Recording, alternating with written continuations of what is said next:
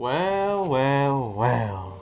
Welcome on and all to Soldier's Halloween special, where hopefully this video will actually be out on Halloween. I'm not really good at YouTube deadlines. Anyways, I hope you all been enjoying the filler videos while I've been working on my next big project, but with one of my favorite holidays and Halloween coming up, I decided to shift gears a bit so I can talk about a show that I hold very near and dear to my heart. You see, while growing up, my sister was introduced to a show on Netflix that she eventually showed me. A bit of a scary show that, to a young kid like me at that time, scared me so bad to the point where I still have specific episodes ingrained into my brain. If you don't know what I'm talking about, if you haven't seen the thumbnail already, it's of course R.L.Stine's The Haunting Hour. Now, The Haunting Hour is a horror anthology series made specifically for kids, totaling 4 seasons with a total of 76 episodes, airing from October 29, 2010 to November 29, 2014. During this time, me and my sister were able to enjoy the series on everyone's favorite streaming service, Netflix, where it's since been taken down for the past several years. Regardless, The Haunting Hour is still a show that is fondly remembered today, with the series boasting high IMDb score and even winning several awards at the Emmys and Young Artist Awards during its airtime.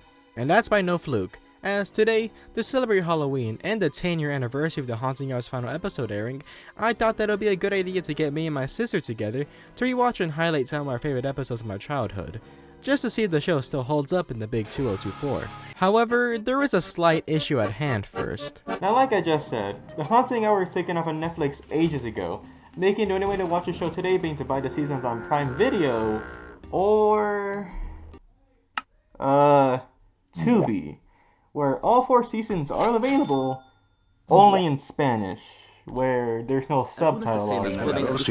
I mean, at least it's higher quality than other sites you can find the show on. Anyways, after finding a very legal solution to our problems, let us now embark on this very special video going over some of my favorite episodes from The Haunting Hour. So, grab a drink, some Halloween candy full of drugs and razor blades, and let's dive right into it with the very first episode of The Haunting Hour, Really You. The episode starts us off by immediately showing the audience what specific fear/creepy thing the episode will be based on. Dolls. This of course makes sense for a horror anthology series, with these episodes being filled with the fears that younger children usually have. Like zombies, clowns, aliens, bugs, wolf men, and of course, most scary of all, women. The first episode also demonstrates the similar character traits that every protagonist in the series possesses, with every main character we follow being able to be sorted into 3 different molds.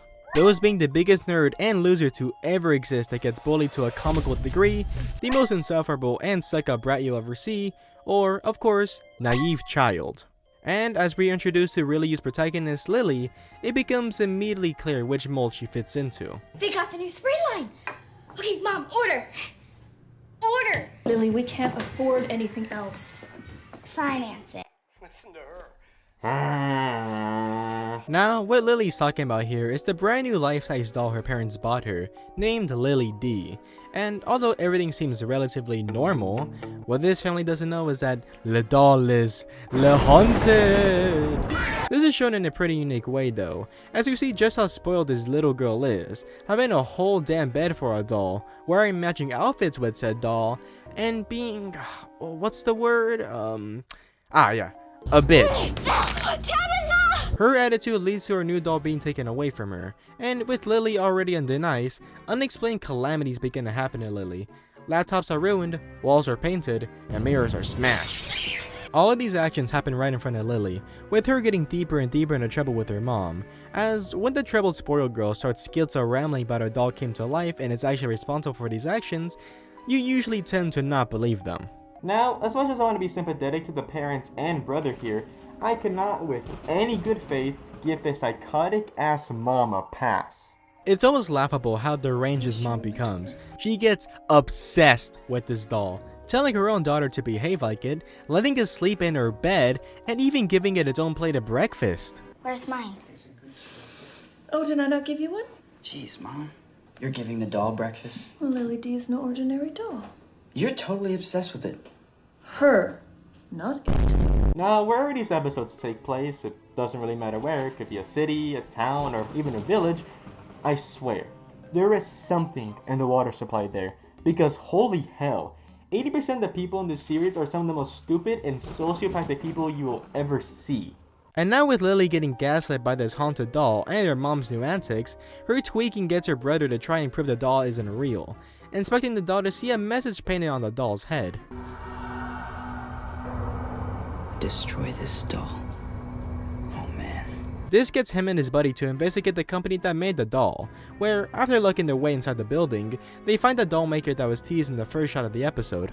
This old lady has basically completely lost it mentally, but she's able to warn the boys that the doll sold to Lily is evil and has to be destroyed. And as we check in with Lily, she now seems to be breaking down physically as well, feeling sick and a lot more stiff.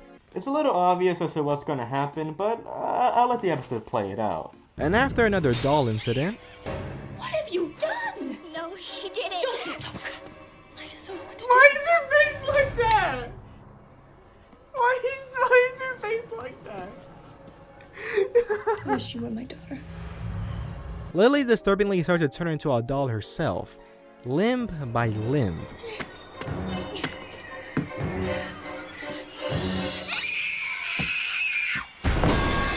Lily and Lily D switch places, with Lily D suddenly acting like a mucha good girl in her new form, and suddenly wanting to dispose of the doll that her parents spent a lot of money on. This actually seems to fool her parents completely, and with the new Lily literally throwing out the old Lily out, all seems lost. Until, I kid you not, as Lily is in the trash in the morning, her brother finds a birthmark on the doll, instantly convincing the mom that the doll is actually her real daughter. What are you talking about?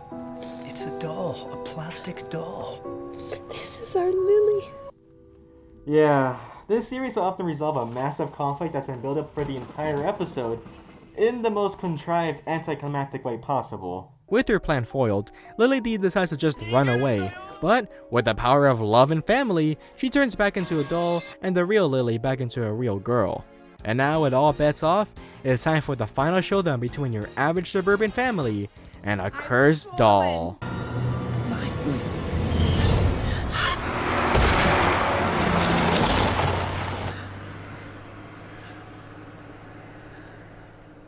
What can I say? I'm telling you, this series is absolute cinema. And that's how this episode ends, straight up. I mean, there is like a little more of a movie teaser that shows that Lily D is actually still alive, but I'm sure that this will be the last time that we ever see this doll. Now, this is actually one of the more happy endings within the Haunting Hour, as even though the show is specifically marketed towards children, there are a surprising amount of grim fates for the various characters in the series. I mean, we got high school kids losing their physical bodies and getting cucked by ghosts from the 60s, getting permanently blinded for stealing a dress, getting turned into a scarecrow, becoming a human pet for a zombie, and of course you're straight up dying. A lot of these more fatal endings are a bit vague, of course, don't want to scare the kids watching too bad, but it honestly is really surprising just how dark some of these episodes can get. Case in point being the episode that comes right after Really You, Season 1, Episode 3, A Creature Was Stirring. Now, this episode has even more common trends you can find in like 60% of the series. That, of course, being kids being assholes for no reason, questionable acting, That's crazy. Who would send us something like that? and, of course, my favorite narrative principle, Chekhov's gun. Now this series really likes its narrative principle, where dialogue said in the first 2 minutes of each episode usually contains a line that directly relates to a big twist or a surprise at the end of each episode. Thankfully, the writers are usually able to hide these lines pretty well for each episode, with this Christmas-themed episode having our protagonist Timmy say this. You think Santa got my letter? I'm sure he did, honey. With that in mind, the episode continues with Timmy's Christmas morning being ruined by his quarreling family. And after being left alone, he receives a final magical gift from his Christmas tree. Now this gift starts moving a little bit, and unfortunately, instead of it being like a little puppy or like a kitty or something, Santa has given this boy a little gremlin. A gremlin that tears everything to shreds and spits acid. Timmy, being a naive child, unfortunately screws him over here, with his bickering parents not believing the wild tales of a child, and his siblings also not believing him until they too encountered the beast. The creature's ruckus tears up the dad's office as well, accidentally revealing to their young children that he and their mother are getting a divorce. The creature reveals itself to the whole family shortly after, and with a magical blizzard preventing their escape, the family has nowhere else to go but the attic. And after hunkering down, this whole experience actually brings the family a lot closer together. The parents now aren't constantly glaring at each other, and the other kids aren't complete assholes anymore. This actually doesn't seem too bad. I mean, even the creature has stopped its rampage. It seemingly has turned over a new leaf by now wanting to show this family a cool lighter trick it just learned.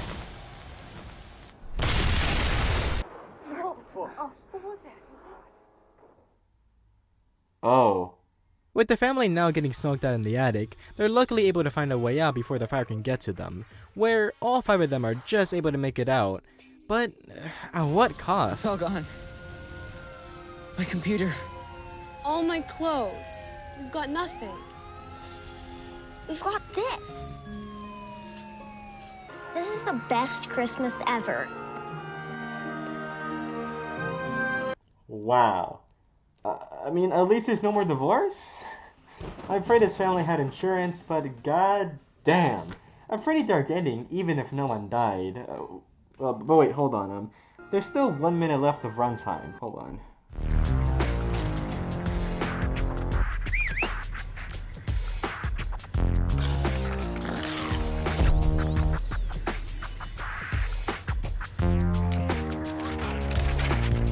And to all, a good night.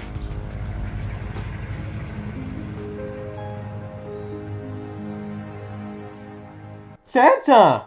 What the hell, man? You can't just do that. That's arson. I mean, I guess it was technically Timmy's fault, but jeez, what the hell, man? So apparently that letter that Timmy sent to Santa led to all of this. I must say, the writers for the show can be very, very smart. If not, very, very weird. I really wish I had the time to go over every single episode I wanted to talk about, because there are so many banger episodes that I just didn't have time for. Everything from the episode where a family has to feed a gremlin literally living in their walls for good luck, a kid learning that he's actually half shark, to what would actually happen if Dream was a girl. If my previous 2 examples haven't really showed you yet, this show can be really goddamn weird, but more in an endearing way, as horror to an extent is naturally weird. But with this next episode that I want to talk about, Season 1, Episode 10, Alien Candy, the writers for this were definitely experimenting a little bit, if you know what I mean. This episode's protagonist has the final main character mold I spoke of, with Walt here being your stereotypical school geek, played by one Grayson Russell. Wait a minute. I knew I recognized that face. Welcome back, Fregley. With Walt being a nerd in an early 2010s production, he naturally ends up getting picked on by these 2 older kids, leading to a small scuffle that ends with them getting in trouble with this lunch lady, but also catching the attention of these 2 8th graders. The 2 act very secretive as they invite Walt to a secret club, preying on his love for aliens and alien media, initiating him by leaking confidential government information and showing him alien artifacts, instructing him to tell no one about the club and to eat these blue jelly beans in order to join the club. This surprise invitation forms a wedge between Walt and his best friend Tim, as the 8th graders only seem interested in Walt, with Tim being annoyed that he wasn't invited to the club. The following night, Walt awakens to find the 8th graders inside his room, with them quickly dropping their act as they immobilize Walt and begin doing blood work, where, He consumed adequate supplements. Any viruses should be neutralized. All toxins eliminated. The candidate is suitable for digestion.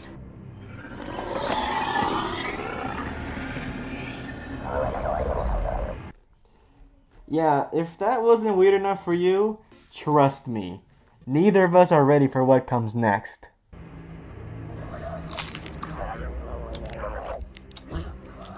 I literally can't. Oh my god.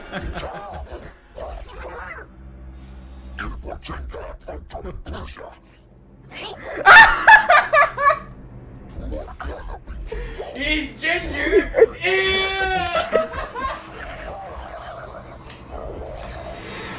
They said, oh yeah, no, this boy's a ginger, get him out of here.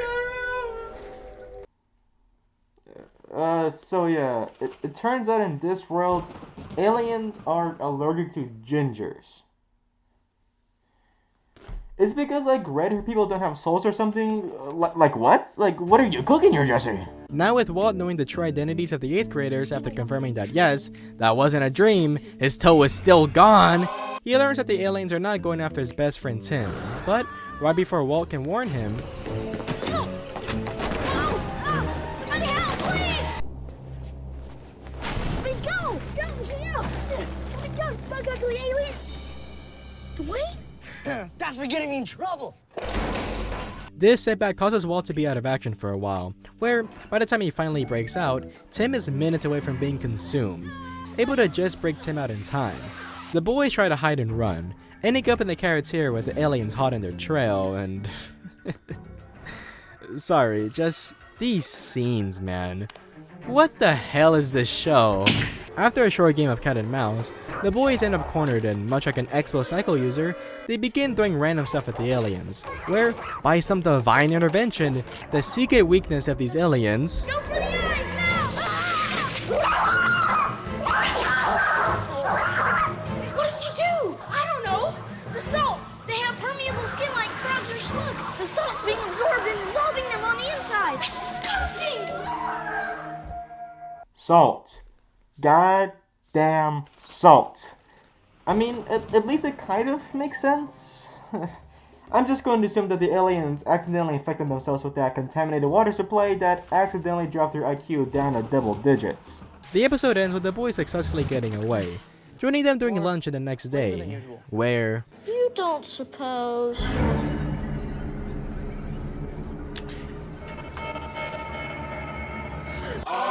Well.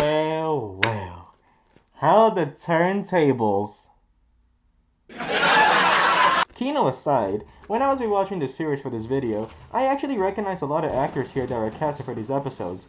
I already mentioned Grayson Russell, who played Walt in Alien Candy, but there are actually a ton of other kid actors here that I recognize as well. maybe this was another reason why the show was so memorable to me, as I also watched a lot of Disney Channel shows growing up, mostly thanks to my sister.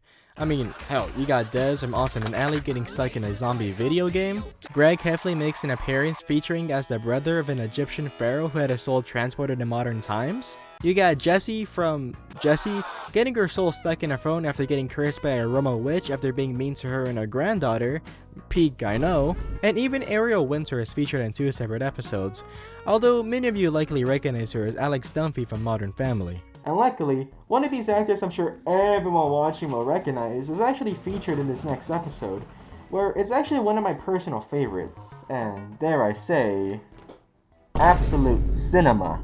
In Season 1, Episode 17, Catching Cold. This episode once again takes place in a random suburb, and as we see an ice cream truck drive around it, oh boy, here he is, Rowley! Feeling like P. Diddy. I'm honestly so happy to see Robert Kaplan in the show, as even though yes, haha, funny Rowley, he probably delivers one of the best performances in the show. This episode revolves around Marty and his never-ending search for a mythical ice cream truck called Creamy Cold. The truck doesn't seem to stop for anyone, and it appears that only Marty can see it, with Marty learning that he hasn't been the only one to search for this Creamy Cold truck, with Marty and his friend Ari being informed from an older man that he knew a kid when he was younger named Jimmy Jeffries who became hell-bent to find this ice cream truck as well, before suddenly disappearing one day and never being seen since. Marty seems to ignore the implications of this, and when the ice cream truck visits him at night and delivers Marty a triple cone who scars the thing down immediately, it's already too late for him. Maybe this ice cream truck puts some of the same stuff in their ice cream that I put in my candy that I hand out, because after one single taste, Marty completely loses it. I mean, the boy starts hearing the ice cream truck music in his room, doing stakeouts at his house, and getting freaky with paper drawings of the ice cream cone he ate. Bro is writing. Okay. Oh! His friend Ari has to deal with the brunt of Marty's insanity, seeing him get pushed out of Marty's life. We're not friends no more. Don't come by my house.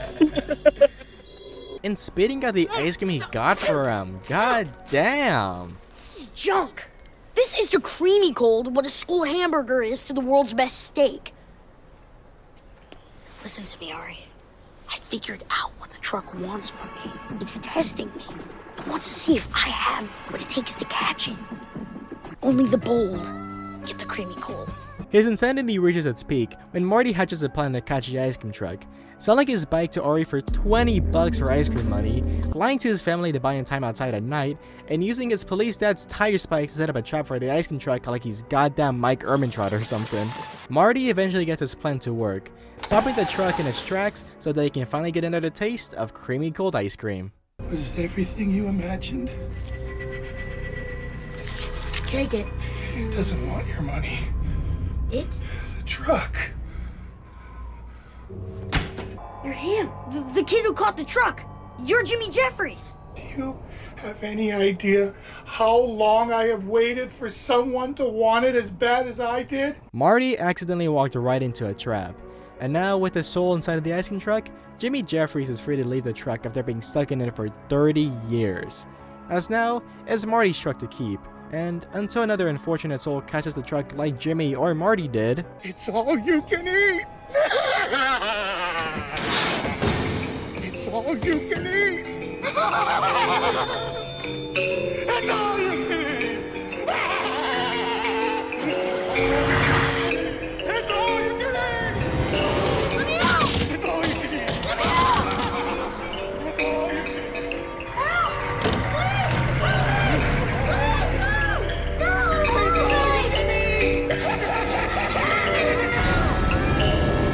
Honestly, a top 5 episode in my opinion, and the show's quality only improves after the first season, with both its writing and cinematography taking steps in the right direction. Some good episodes in Season 2 include a pair of funny episodes in 1 and 2's Creature Feature, a surprisingly deep message in Episode 4's Flight, the wildly creative storytelling of Episode 6 A Brush with Madness, and even Lily D's return in the final episode of the season finale. But there lies 2 more episodes in this season I'll be going over that will conclude tonight's video, with these 2 episodes being the sole reason why I decided to make this video in the first place. The first of these 2 I wish to cover being the infamous Season 2, Episode 8, Mascot. Mascot has a pretty simple premise, with students Willie and Drake at their underperforming school's basketball team and witnessing their school's mascot, Big Yellow. Just a reminder that this came out in 2011, 3 years before the Funny Bear made its debut on the internet. The boys are quite understandably disturbed by whatever the hell Big Yellow is, deciding to invoke one of their school's rules by getting 50 student signatures and the approval of a teacher to replace the school's mascot. Along the way, they learn that no one in the school really knows who Big Yellow is, but with the final requirement being to let Big Yellow know personally that he's being replaced, the boys head down to Big Yellow's room. After that, Willie and Drake hold mascot tryouts to replace Big Yellow, where the two are impressed by the school's local furry who calls himself Wolfie. How creative. And as the tryouts end, Big Yellow decides to try out as well. But when the boys cut his presentation short,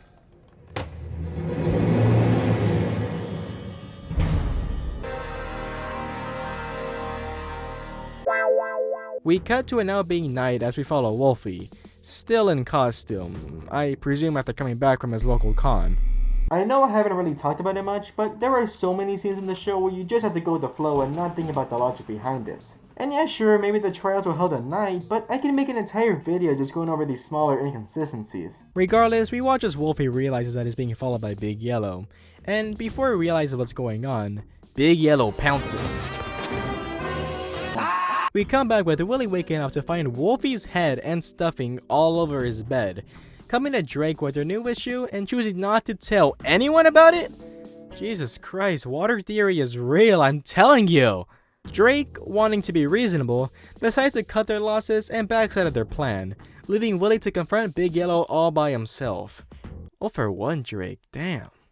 Willie's investigation into Big Yellow's room leads to the discovery that Big Yellow seems to be as old as the school itself, and finding a picture of the old team manager who disappeared that was mentioned earlier in the episode, with this picture having a big yellow X on it, presumably due to Big Yellow causing his disappearance. Honestly, it is a little dumb for Big Yellow to have that in his own room for obvious reasons, but hey, you never know. It might just catch on. Willie takes so long in investigating though, as he hears heavy footsteps approaching the room, causing Willie to freak out and set up Big Yellow's boombox by accident. Willie decides to hide, and despite choosing the worst spot imaginable and having his phone go off Dokebi style, come on Drake, over 2 man. Big Yellow seemingly doesn't spot Willy, or maybe he does, as Big Yellow locks the doors behind him and begins flooding the room with yellow gas. Once again, just roll with it. Willy is thankfully able to break out in time, and despite getting gassed, he doesn't call the cops and instead calls Drake, who is too busy watching something? Jeez man, 0 for 3? Really? The gas Willy breathed in seems to have double stacked with the infected water supply he's drank, as now he intends to confront Big Yellow all by himself, messaging Drake once more. Oh no, Drake, come on man, falling asleep? 0 for 4, god damn, call that shit Michael Conforto. Willy approaches Big Yellow, but he just finds the mascot's body all by itself. But it's obvious by now that Big Yellow isn't exactly a normal costume.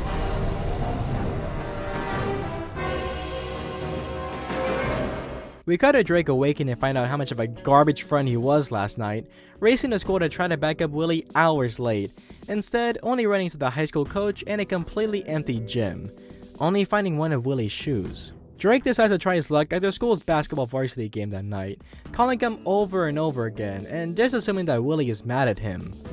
Until... Willy?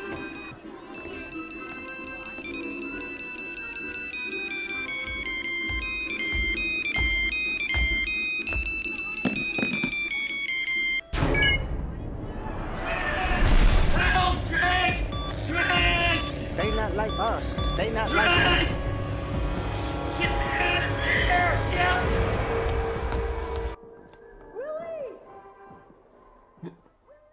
Did Willy and Wolfie get fucking vored? Seriously, that's how this episode ends. Jesus Christ. I grew up with the show. Well, regardless of that ending, I want to end this video with a very special episode to me. One that I still remembered very well even rewatching seasons 1 and 2. So, let us buckle down for this final stretch with season 2, episode 5, Pumpkinhead. This episode setting fits this video quite well with it taking place on Halloween, where we learned that the disappearances of children around Halloween last year has led to this neighborhood hosting Halloween inside their school this year to placate the fears of the parents. This bums out the kids we follow, with each one of them falling into the molds of naive, dipshit, and honestly, this girl is just pretty normal. Good job on breaking the mold, Ellie. Gold star. However, Scott here doesn't want this year's Halloween to be boring, convincing his brother Dave and sister Ellie to drive down to Old Man Palmer's pumpkin patch to yoink some bigger pumpkins for Dave to carve. The kids explore and mess around, with us watching them from hidden perspectives. The kids foolishly decide to venture deeper into the pumpkin patch, finding a building with Resident Evil type figures in it. The kids decide to leave after this, but Scott accidentally falls into a hole, getting Old Man Palmer to discover the kids on his property. We're sorry. Really. Not as sorry as you're gonna be.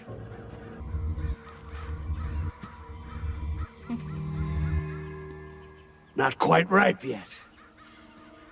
I think Old Man Palmer is hashtag not like us. This encounter scares off the kids, but Scott doesn't want to leave empty-handed, foolishly stealing 2 pumpkins, triggering the stalking figures that have been watching the kids this entire time. Back home, Dave starts to open up his stolen pumpkins, but instead of finding delicious pumpkin seeds, I'm having fun. Is this another one of your stupid pranks? No, but I wish I had thought of it. and in the other, Scott? Look. What is that? It's a tooth! The kids throw the pumpkins away after this, where we see that the figures watching the kids have somehow made it to their house? How? Just roll with it, man. The kids get in their costume for Halloween at the school, and just in case you forgot what year the show was made in... What are you supposed to be? I'm zombie Justin Bieber. Oh my god. Wait, cause I eat. We return to the kids after their disappointing Halloween, with Scott still insisting on going back to Palmer's pumpkin patch for some revenge for those 2 bad pumpkins they got. But, thankfully, Allie has an IQ above 90 and just gets him to watch some monster movies. Unfortunately...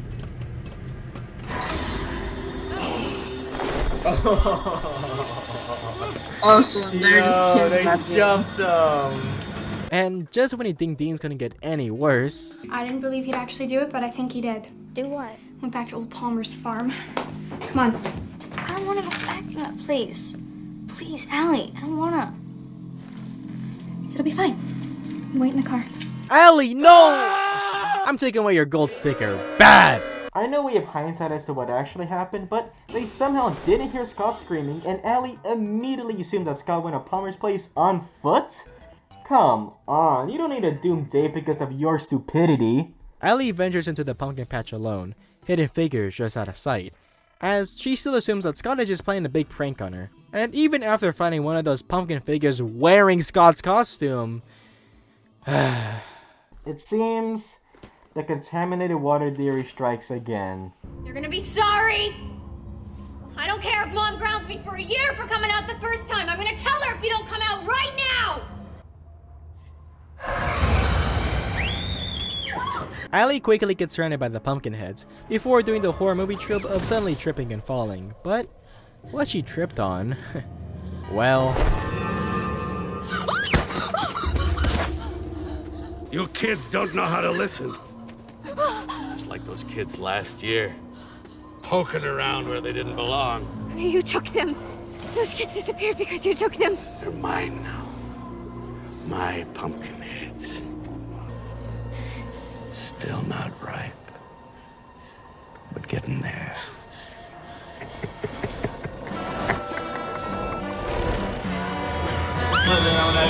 Yeah, I can't lie. This ending honestly really spooked me as a kid. I mostly think because I just felt really bad for Dave, who was selfishly brought along to this doomed trip because of his lead-brain sister. And that honestly covers all the episodes I had that time to go over. It was a lot of fun to rewatch these for the sake of nostalgia, and I'm happy to report that these episodes still mostly hold up. But in case you forgot, I did mention that there are 4 seasons of The Haunting Hour. Now, when the show was on Netflix, only the first 2 seasons are on there. I unfortunately have never seen a single episode on season 3 or 4. Maybe I can go over those episodes next year or something, but I'm sure I can find something to look for in these 36 episodes. Wait. Hold on. Season 4, Episode 5. Return of the Pumpkinheads. Oh my. Forget the outro.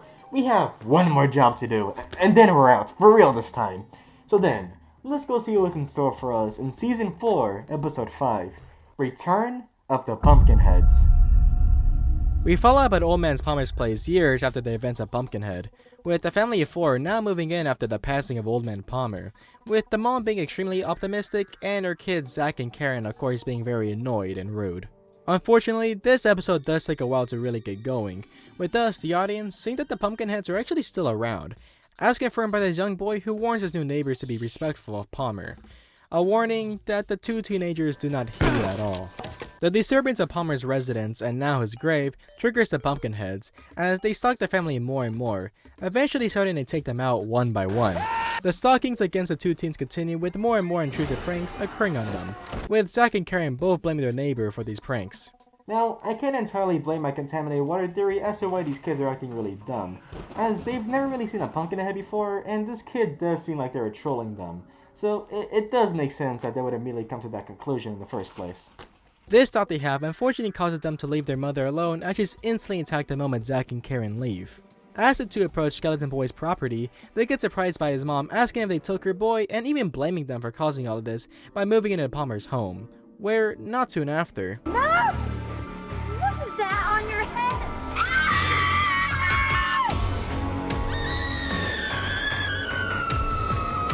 That was Mom!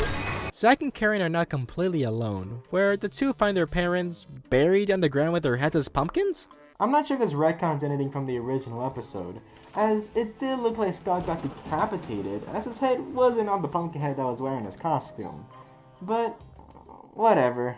Zach and Karen dig their parents out, racing them to their car to drive them to a hospital, where, after getting them in and doing some generic horror movie car engine problems,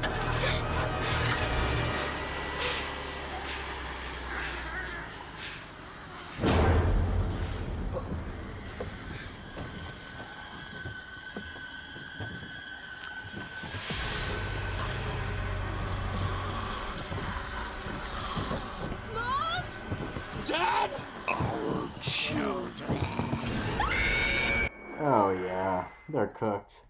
Well, It looks like it was another everyone dies story. I guess I am a big fan of those. Now I'm really out of time. Well, I hope you've all enjoyed this video. It was a blast to watch and make something like this, and I hope I can do something like this again next year. So make sure to subscribe and check out my Twitch. I have a lot of big things coming up in the next 2 months, so make sure to stay tuned. My name is Soldier, and once again, thanks for watching. But now, I must go. My people need me. Oh, sorry. Almost forgot this. The jack-o'-lantern.